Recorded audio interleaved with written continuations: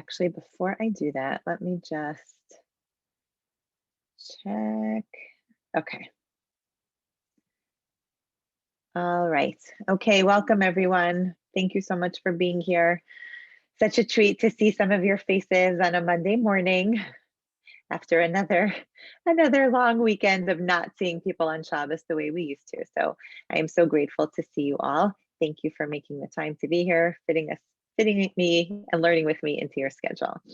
I just messed up my screen, so give me 1 second because I would like to be able to share with all of you. Here we go. Okay. So I'm going to share the screen in a minute. First, I just wanted to sort of do a little review, but before we get to that, I really want to extend a very sincere thank you to the Sarnas, to Jewel and Laser Sarna, who have dedicated this year today. Today, Yud-Bet Shvat, the 12th of the month of Shvat, is the Yoetzet of Jewel's mother, and her name is Yocheved Bat Yehuda Aryeh Rachel Tirza. So that was Jewel's mother, and they are marking the Yoetzet today. One of the ways that they are marking the Yoetzet is by sponsoring our learning today, and we are so grateful for that. And most of all, we just want to extend our wishes that the learning today and all of, I'm sure, the chasadim and the mitzvot that your family are undertaking today, all of the Torah learning, everything should be an aliyah for her neshama, that should just rise higher and higher. I know I've had a little bit of a chance in a back and forth with Jewel to hear a little bit about the love in particular that her grandmother had for Sefer Tehilim, which is always so beautiful to hear people's connections and their generational connections to Torah learning and to davening. Tehilim sort of fits into both Torah learning and davening. So very special. Thank you for the dedication, and God willing, we should have simchas to celebrate and share good things. Okay, so that is for our learning. Let me now bring up my screen so we can all be looking at the same thing. Nope, that's not it. Nope. Let's see if we can find it. Sorry. Oh, it seems to have disappeared. Okay. Give me 1 second. I apologize. Here we go. Okay. So we are going to get back to our study of Ashrei today. As you know from last time, we didn't really get into the text of Ashrei very much because the introduction was so substantial. So we spent quite a bit of time sort of delving into the first 2 psukim. We did a bunch of background, and we spoke about the first 2 verses, the first 2 psukim, which are actually not from Tehilim Kuf Mem Hey. They're actually not from chapter 145, which the bulk of Ashrei is actually from, but we did spend some time, we focused on the concept of Ashrei, and I just wanted to share, a week late, but I just wanted to share a quote that I heard this week. Last Monday was Martin Luther King Day, and as someone who spent quite a number of years in Atlanta, where Martin Luther King Jr., as you can imagine, is quite the icon. I'm sure he is in many places, but Atlanta in particular, there are numerous events and buildings, and just his presence is felt really throughout the city. So I heard a quote from him. I saw actually a quote from him that really, I thought, personified what we had been saying is Rav Hirsch's explanation of the word Ashrei. So I just wanted to mention that by way of introduction, just to sort of sum up. We had said Ashrei can mean fortunate or happy. We also said that Rav Hirsch points out that Ashrei means somebody who is forward moving, somebody who keeps going, who's making progress. And so I saw this quote, which as soon as I saw it, I said, oh, I knew he said that, but I didn't have it at the tip of my tongue. So he says, if you can't fly, then run. If you can't run, then walk. If you can't walk, then crawl. But whatever you do, you have to keep moving forward. I think that's exactly what Rav Hirsch means when he says Ashrei, right? This idea that a person, no matter what stands in their way, they continue to make progress. They continue to push forward. And of course, this is something that we are all finding, just a bit extra challenging these days with all of the different obstacles we are finding when you wake up in the morning and each leg feels like it weighs way more than it actually does or should. Just getting ourselves going and accomplishing and moving forward. One of the many challenges that we are facing on a daily basis. And I just thought that was a really good summation of what Rav Hirsch deems to be somebody that we really look up to, the person who keeps progressing, who keeps moving forward, who who doesn't get distracted and doesn't get discouraged, but just keeps going no matter what it takes, right? As Reverend King said. Okay. So let's begin with our study of Kuf Memhe, of Tehillim 145. The Mizmor, the Parak, the chapter of Tehillim actually begins with a word that you would think would appear much more often in the book of Tehillim, the word Tehillah. Now, the word Tehillah does appear during the 150 books of Tehillim, but it doesn't, I would say often, but it's not actually often. It never appears, except for in this particular chapter, it never appears in the first line. The first line, which we have said in our introduction to Tehillim months ago, which refers generally to either an introduction, some kind of, we've seen it referred to as a kuteret, a title, or even as a kitovet, an address. That's the language of the Dat Mikra and describing that first line. So seeing the word Tehillah in that first line, this is the only place you'll find it. And Rav Hirsch points out, that's because this is it. This is the parak of Tehillim. If you want to know what most typifies all 150 chapters, it's this one. It's Kuf Memhe. And you see it in the title. It's almost as though, and perhaps it is as though, David HaMelech named the whole book for this one chapter, that everything that he wants to say is contained here. So that's just an extra reason why it's a good one to choose to study in our earlier, choice of prakim, of Tehillim. So Tehillah, this is the praise, a praise by David HaMelech, and he begins by saying, Aro mimcha Elokai HaMelech. And let's take that really one word at a time. Aro mimcha, I will raise you up. Now, we understand that this can't mean that God is low down and we are going to go through the process of raising him up.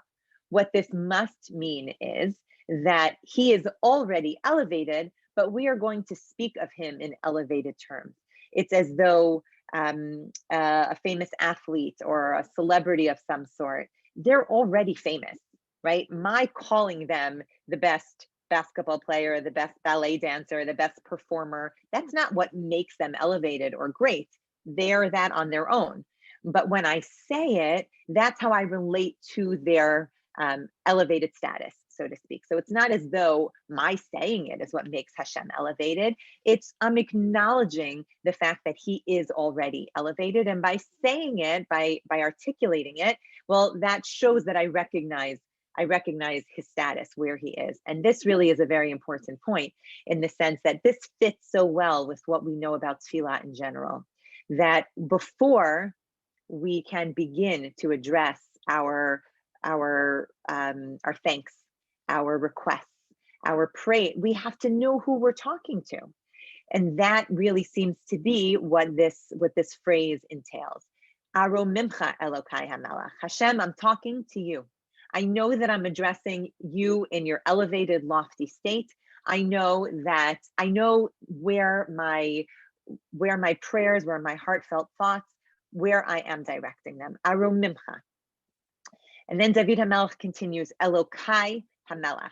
This is such an interesting combination of words because we say Elokai, which sounds very personal, right? He is my God. Aro mimcha Elokai. He belongs to me. That's a language of possession, a language of connection, right? We have this unique thing where I could call him mine. You can, and you can, and you can. But we're expressing this level of personal connection to Hashem. Elokai HaMelech. But he's the king, I should say. This is the Hey HaYidiyah that's used often in Tanakh, which it's capital T, capital H, capital E. He is the king. And yet, he's also my God.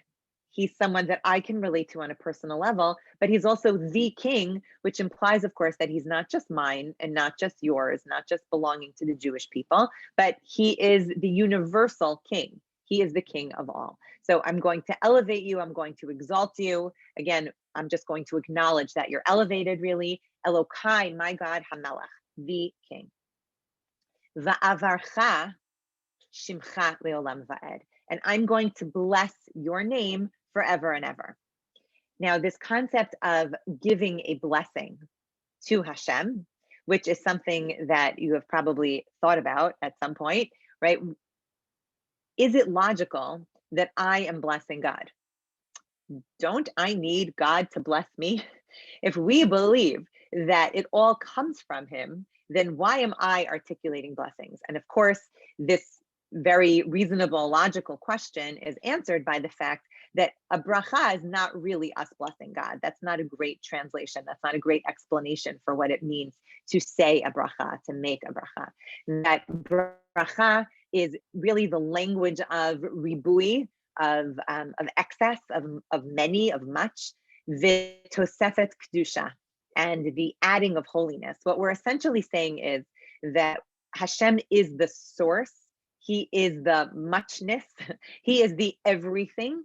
And when we say avarcha, or when we say a bracha, Baruch atah Hashem Elokeinu melech haolam, what we are acknowledging is that Hashem is the source of whatever it is we're about to articulate. So va'avarcha shimcha leolam va'ed is I am acknowledging, I am recognizing that Hashem, your name, you are the source of everything, and I'm going to do that forever and ever. Right? I always think when I see that phrase in English, forever and ever, doesn't sound like something an adult would say. That sounds like something a child would say. We don't typically, in the way that we speak, we don't say forever and ever. We might say forever. We might say always. But there's something so innocent and almost childlike about saying forever and ever. It'll go on and on, because we don't really know what that means. So it's, it almost shows the lack of understanding. So va'avarcha shimcha. Why specifically the name of Hashem? So the shame, as we know in general, when it comes to people, and on a different level, but the same concept applies to Hashem as well, which is that the name is not the person, but it's the way that we relate to the person. We know, of course, that it could express the essence of a person, and the different shemot of Hashem will do that. They will help us sort of attach meaning to the different aspects of Hashem's persona, of his different midot, his different characteristics. But we know that you can't really contain a person. You certainly can't contain Hashem in a name, but we've got to use something, right? We're people. As many of the Parshanim say on the Torah has to speak Dibra Torah Kilshon Adam, right? The Torah has to speak in a language that we can understand. And so we need terminology, we need vocabulary, we need a way to talk about Hashem in order to make him a reality for us. And this is, I think, an idea that's going to repeat itself many, many times throughout this parak of Tehilim, maybe throughout all of Tehilim, but it's something that I think really jumps out at you when you read the psukim one at a time, as I have been doing in preparing this class. I will say that, as I mentioned to you, I think last week when we began our study of Ashrei, that I have this problem that I find myself saying Ashrei Yoshvei, right? The people who sit, Veitacha, in the house, and I'm not even near a chair. I have no thought about sitting. I'm in the middle of doing something else. And just articulating those words to all of you last week and explaining the idea of Rav Soloveitchik, which is that it is the sitting that allows a person to begin the contemplation, that allows them to join the tzibor, for those people who have the privilege of joining a tzibor, a minyan these days, and the fact that it's what allows us to be contemplative, as the Gemara said, that the Chasidim Harishonim, the original Chasidim, not righteous ones, but I forget the word. I can't translate Hasidim, that they used to engage in this contemplative time before they began to daven, that this is our Ashrei. Ashrei Yoshvei Veitacha. In order to be contemplative, you've got to sit, you've got to stop moving. And I'm embarrassed to tell you how many times I have caught myself, now that I'm more aware of it, now that I'm trying to be more conscious, how many times I have caught myself saying Ashrei Yo, and then quickly trying to find a chair to sit in, because I've already started mincha. I'm finding my sitter, never mind if I'm doing other activities, cleaning up, etc. But I really owe you all a debt of gratitude, because it has made a difference and has forced me to sit myself down when I say these words. So thank you. So va'avarcha shimcha leolam va'ed. We are going to, David HaMelech says, I'm going to bless your name forever and ever. This very ideal statement. And again, it has to be the shame, because that's all I can really relate to, right? I have to use my terminology, my ability to attach articulation, words, anything that I can understand to a being that is really beyond all of that. So we know we're always going to fall short. That is also going to be a theme of Ashrei.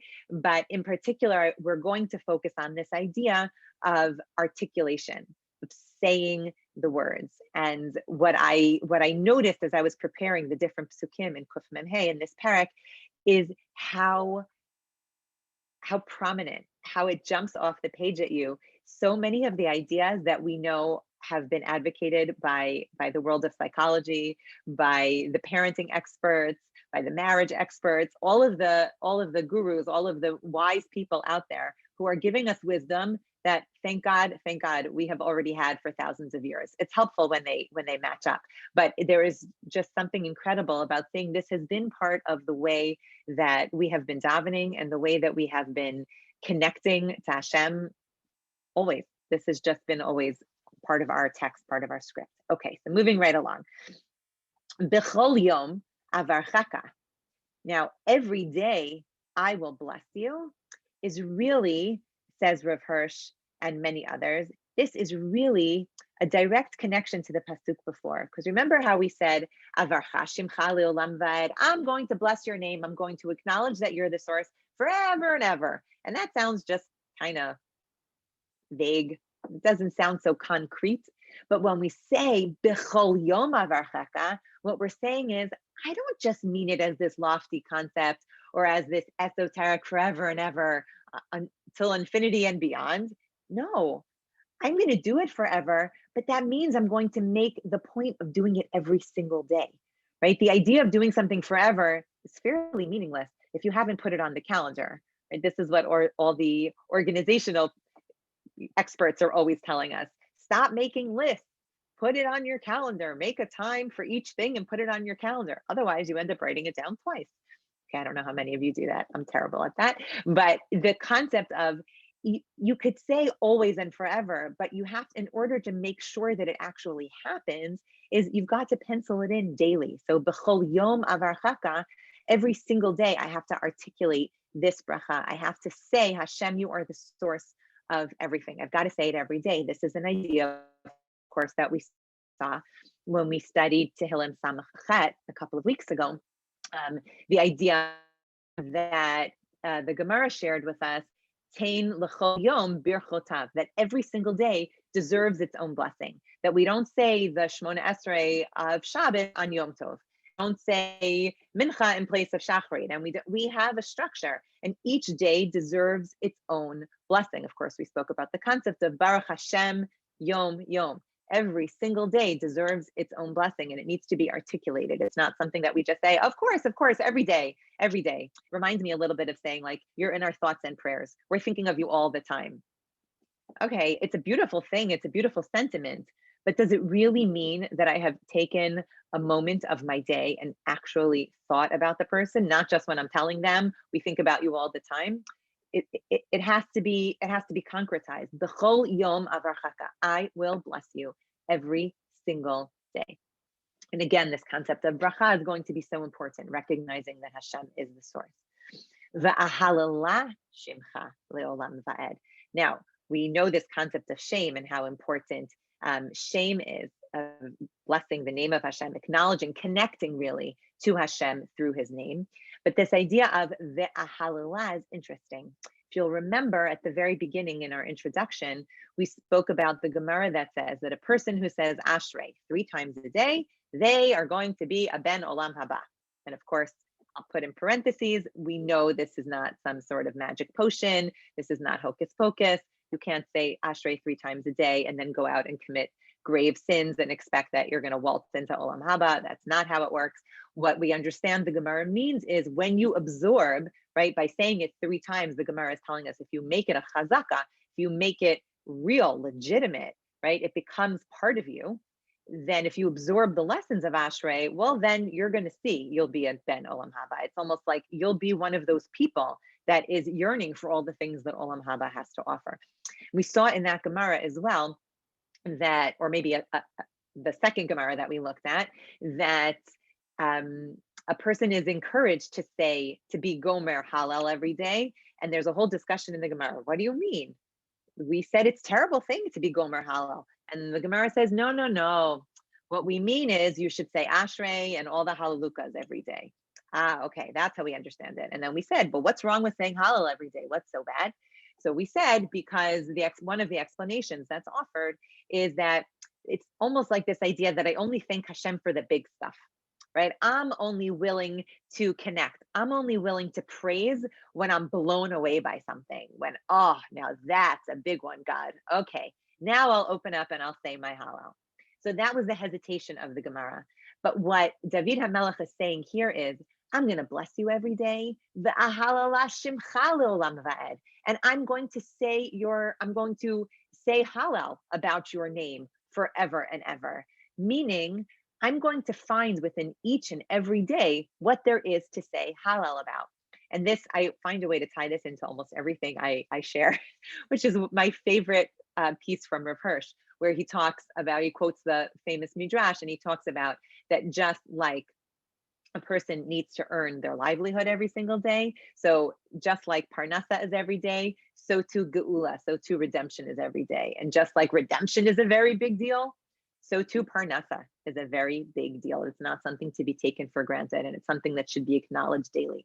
So along those lines, what David HaMelech is saying is, I'm going to bless you every day. I'm going to give each day the bracha it deserves. I'm going to recognize every single day that you're the source of every single thing that I have, Hashem, my health, my home, my family, my security, whatever it is, you are the source of it. And we can acknowledge that sometimes doesn't always feel so positive, but Hashem is still the source of it all. And then I'm going to find the halal in every single day. Not every day feels like a halal day, especially not these days. Not every day feels like a halal day, but David HaMelech is making a commitment that he is going to find a reason to say halal every single day, forever and ever. Okay, and again, that phrase forever and ever, which I don't know, sounds to me like one of my kids talking, but there's something so sweet and so innocent about it. Okay. Before I move on, actually, the Dat Mikra, which is, I think in English called like the Jerusalem translation of Tanakh, point out something interesting, beautiful idea, actually, that as soon as David HaMelech makes this commitment, and as we're saying this every day, this becomes our commitment, I'm going to praise you every single day. What he then does is he goes back to the letter Aleph, the Ahalala. I thought this was such a beautiful idea, that it's so easy to think, I'm going to do something every day, I'm going to do something every day, and then realize it's going to become a little rote, a little boring, a little stale. Says the Dat Mikra, who I believe was authored this volume by Amos Chacham, that no, that's the whole point. Every day we're going to start with Aleph. I'm going to find something new every single day. I'm going to start with the letter Aleph. It's not going to get old and it's not going to get stale. Every day I'm going to find something that I can acknowledge I should be saying halal for. And that is just, right, what an ideal. And we have spoken about the idea of not just being grateful, but practicing gratitude, that it involves practice. This is a great example of that. The idea that I might have to make a lot of effort. I might have to train myself to notice that there are things to be grateful for. But with practice comes closer to perfect. So, okay, so that was the letter Bet.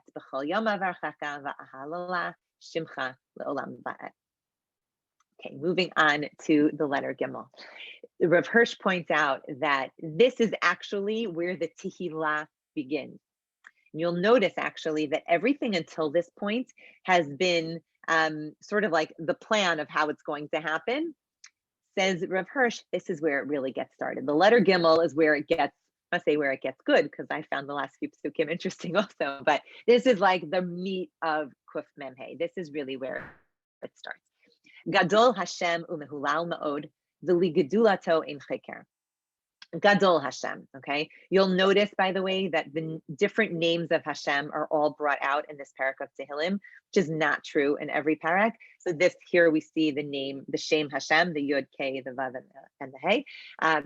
So we see that one here, and we'll talk about this a little bit later when we get to the letter Pei, Poteach et Yadecha, that halachically speaking, any pasuk that has Hashem's name has a higher level of holiness, right? We would have to be more careful, for example, if somebody were to come and ask us a question, we'd have to be more careful interrupting if we were in the middle of a line that has the Shem Hashem in it. But again, we'll get to that later. So Gadol, right away, this is interesting because the word Gadol, certainly in modern Hebrew, Gadol, right? It means something is awesome. It means something is great. And it also is the language you would use if you want to get a large size of, I don't know, a milkshake, right? Or if you want a large pizza, it's gadol. So there's something about the word gadol that really implies it's relative to other things. And that's a little bit complicated to be able to use a term like that to refer to Hashem, whom we know is beyond measure. It's funny because, again, in my head, I just go to the large milkshake or the large cup of coffee that you order, right? It's a term that we use to describe things. And it's funny that that's the word that we use. And then, of course, I realized, why did this never bother me before? We say it in Shmon Esrei, right? Hakel, Hagadol, Hagibor, Vahanora. It's so weird. We describe Hashem as great or as big. Big means like bigger than what? And if he's big, then is he smaller than something else? It's a very interesting terminology. So there's one way to read it, which would be Gadol Hashem. It's not that Hashem is great, but great is Hashem. That would actually maybe be a better translation. That greatness is defined by Hashem, right? We talk about our Gedolim. We talk about our great leaders, the ones, our role models. We perceive them to be greater than us, right? What we are perceiving is that greatness is defined by Hashem, not that Hashem is great. He's not an example of something big or an example of something great. Greatness is Hashem, like he just defines it. So that's one way to understand it. Another way to understand it, I saw in the name of Rav Hirsch, I believe I read it in his commentary. Of course, Rav Hirsch explains that the language of Gidula, and this has changed my Shmona Esrei just since I prepared it, I think sometime last week. The word gadol, or the language of gadlut or gidula, always refers to chesed. Rav Hirsch explains that while you might think that it has something to do with measurement or comparison, it doesn't. Gidula, in reference to Hashem, always refers to acts of kindness, to the expression of himself through kindness. It's how we relate to him through the kindnesses that he does. And I have to say, my Shmona Esrei was changed because of that, because now it's not just a word that I say, Hakel Gadol Gibor Vanora, right? Do I know what any of those words mean? Of all the words I would have said, I know the word Gadol the best, but it's easier to sort of sink my teeth into. It's easier to wrap my head around. But this idea just made it so much more relatable for me. The idea that when we say Gadol, we refer to Hashem as Gadol, it's referring to his kindness. So let's use that. Let's use that translation. Gadol Hashem, right? Hashem manifests himself. His greatness is really manifested through his kindness. That's one of the ways that we see his greatness. Umehulal ma'od, and he is so praised. He is greatly praised, right? As we saw before, the language of Halal. And now we have a vav, ve'ligdulato ein cheker. This vav, which here is translated as an and, I really need to go through and put in a translation that I like, but I'm not one to argue with Safaria. This vav is not really an and. It's really a but. Gadol Hashem mehulal ma'od. Hashem, his greatness, as manifested through his kindness, is just ma'od. It's massive. But v'ligdulato ein cheker. but it's not possible, cheker like lachkor, which means to investigate, but it's not, as it says here, it's not fathomable. His greatness as expressed through kindness is not actually it's not graspable, right? You can't wrap your head around it. It's ein cheker. So even though we're saying that Hashem is so great and he expresses so much kindness, I only see this much of it. Ein cheker ligedulato. Ein cheker says, okay, I know he's great, I know he has kindness, but I will never come close to fathoming, understanding, being able to grasp the immensity of his greatness.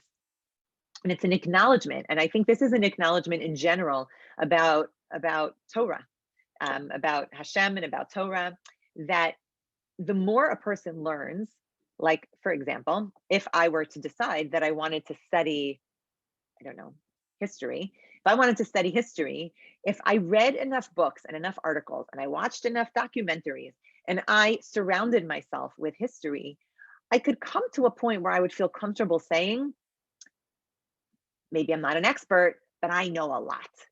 I know a lot. I've really taken in a lot of information.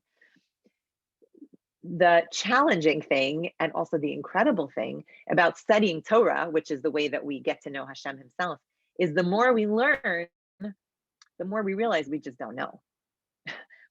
We can't get it. He is ein cheker. He is above and beyond. Now, of course, it's a worthwhile endeavor because, as we said, this is how we connect to him. This is how we get to know him.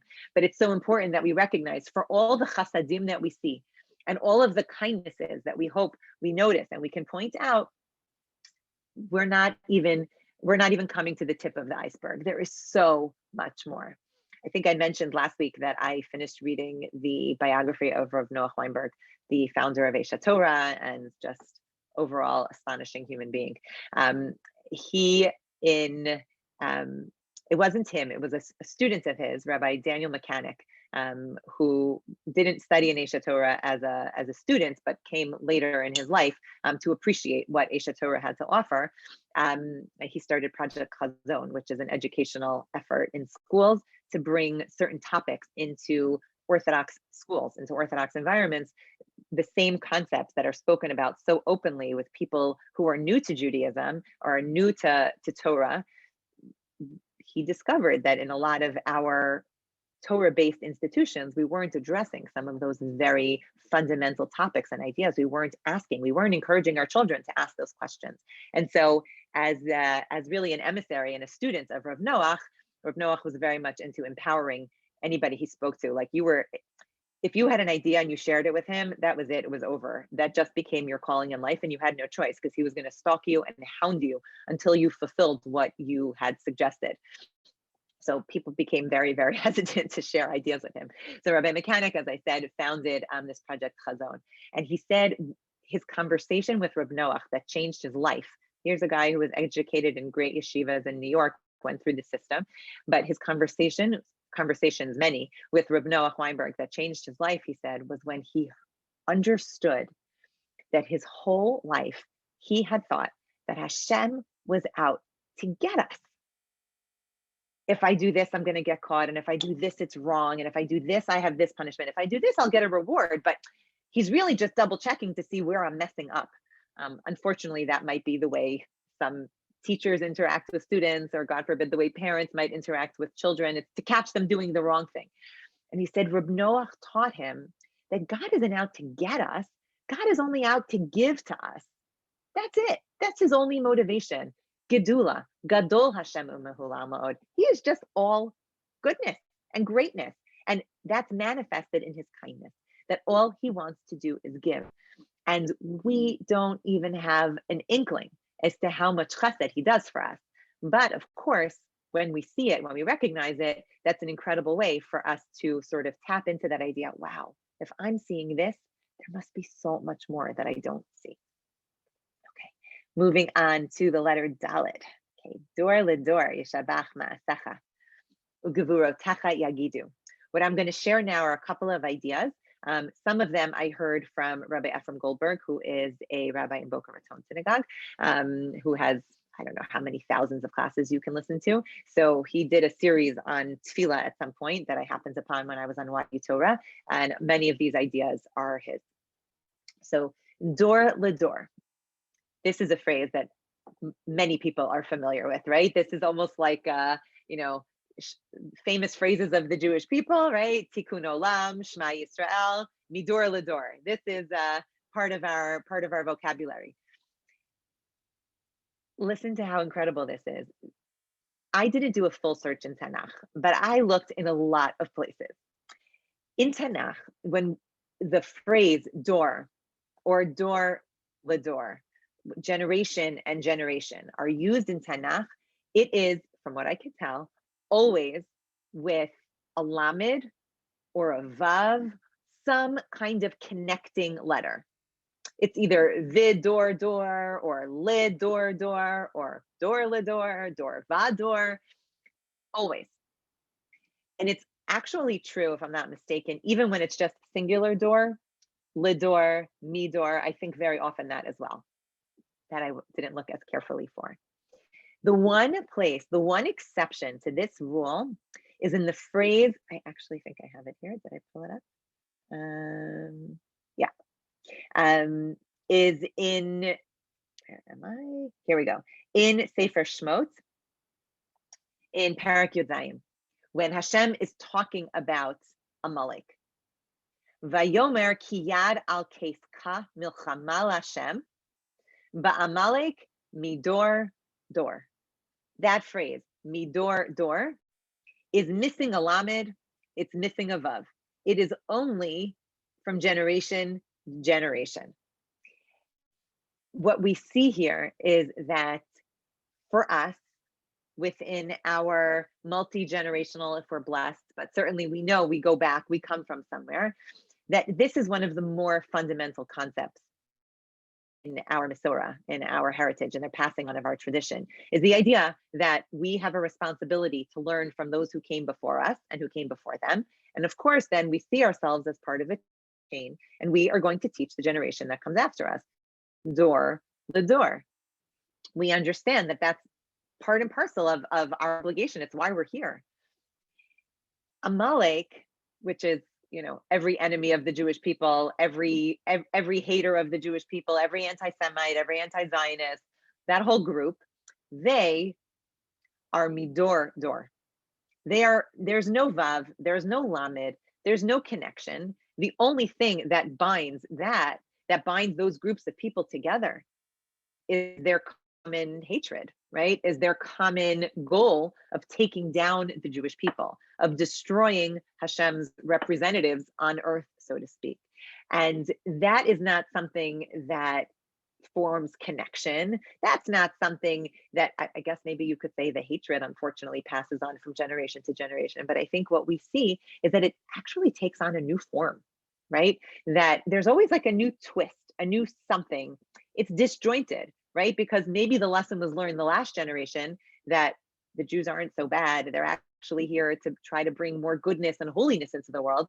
Maybe one generation, but by the time the next generation comes, right? Like we say in the Haggadah, right? Every generation, it is a problem that we have to face. So this is something that is special and unique, something that, of course, we want to model and share with the whole world. The idea that from one generation to the next, there's connection, that this is how we pass on our values and our messages. Dor ledor yishabach ma'asecha. Dor ledor yishabach ma'asecha can also can be understood really in two different ways. It can be understood as the Dat Mikra understands, actually not the Dat Mikra, I'm sorry, as the Malbim understands. The Malbim understands that generation to generation, he actually says, who is going to do the better job of Yishabach Ma'asecha, of praising your works? So I would have thought the older generation, right? Because they have the perspective, they've had more experience. So they're the ones who are going to teach the next generation how to be Mishabeach Ma'asecha, how to praise Hashem's works. And the Malbim says the opposite. So interesting. He actually says that the younger generation, from watching their parents and their grandparents and what they lived through and what they survived, whether it was on, a national or communal scale of loss or tragedy, or just as individuals, right? Different families have experienced different difficulties. That the younger generation very often has a perspective on the experiences of the generations above them that the people who lived through it don't have on themselves.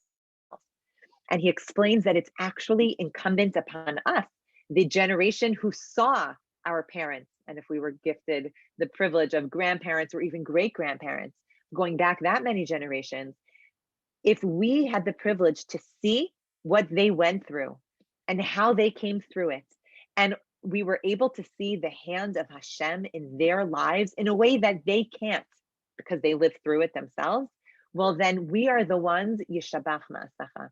The next generation carries with them the obligation to continue to sing the praises. And the same thing is going to be true about our children and grandchildren, that they're going to look back at us and say, wow, look what they went through. Look at how they weathered that insane, we won't say how many months, because God willing, it should stay months, not years. That crazy time period where there was that pandemic, that once in 100-year thing that happened. And look how they handled it.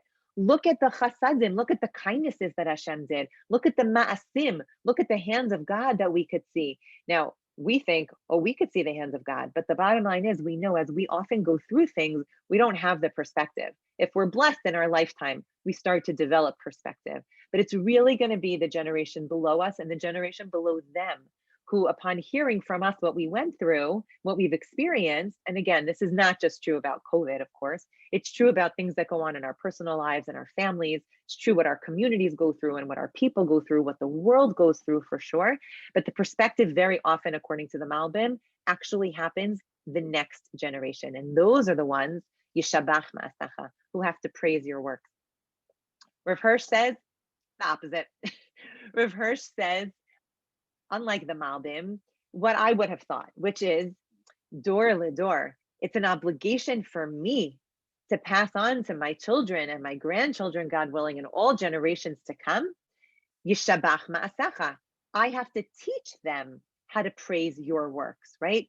Dor ledor. It's going to be passed down from the older generations to the younger generations. What does that mean, Yishabach ma'asecha? To praise the works of Hashem. So Yishabach Ma'asecha, what does that phrase mean? To praise the works of Hashem. So this fits with what we've been saying, which is it's hard to praise Hashem himself. So we have to latch on to things that we can relate to. His name, right? His behavior. So his ma'asim, his works are something that I can talk about more freely than defining his character, right? That's much more complicated, both I think practically and theologically, philosophically, but I can talk about what he does, right? That I can express it, because if I can see it with my own eyes, then I can talk about it. So dor ledor yishabach ma'asecha. They're going to praise your handiwork, the ma'asim, the things that you do. There's a beautiful explanation by Rabbi Irving Bunim, who wrote, I think, maybe one of the earlier translations of the Siddur. At the time, I think it was quite exciting because there weren't so many relatable translations, or if any. But he has one of the ones that I think you'll find very often if you go, deep into many bookshelves and many shuls, is his translation. And he explains that the word yishabach, we think it means praise. Yishtabach, shavach. He says the word yishabach actually means to improve. And he sees this as a call by David HaMelech, dor ledor yishabach ma'asecha. It's so appropriate maybe for Tu B'Shvat, right? That's coming this week. Every generation, yishabach ma'asecha, has to improve your works. Every generation receives a world that is incredible and full of wonder, but needs to be fixed, but needs improvement. And the next generation, as it receives from the generation above, has an obligation, yishabach ma'asecha, to improve upon what they found, to leave this world a better place than how we found it. Let's just finish up with this part. Ugevurotecha yagidu. And they will talk about, they will magid, lehagid. They will declare is not the best word. It's really, they will say over, they will talk about gevurotecha, your gevurot. Now, the idea of gevura in general are things that are gvura, acts of great strength. You would think maybe more the overwhelming kinds of things, like the gvurot of a big storm, right? Like God forbid, a big tsunami or a massive earthquake. Those are the gvurot, right? We often think of like when Hashem shows the strength of his capacity to act, that's what gvura refers to. So that's true. Definitely that those are the gevurot Hashem, right? But this is also referring to, like we said before, the gidulot of Hashem, to the acts of kindness also that Hashem did. And the idea that we're going to be magid, that we're going to talk it over, this is where we're going to begin to see this focus on expression, on articulation. David HaMelech would have made an awesome thesaurus. He literally comes up with, I've lost count already, how many words for expressing ideas. The idea of articulating, saying, talking, storytelling, saying over, expressing, singing, calling out, you name it, he's going to use almost every single one in this chapter of Tehilim. And here is really the first, Gevurotecha yagidu. I'm going to talk about it. This is going to become a bit of a theme, the talking, but it's not just the talking. It's this idea, and I don't think this is an accident, that he uses the language of magid, of yagidu, when he also talks about dor lador. Right, we know very much this is the theme of Pesach.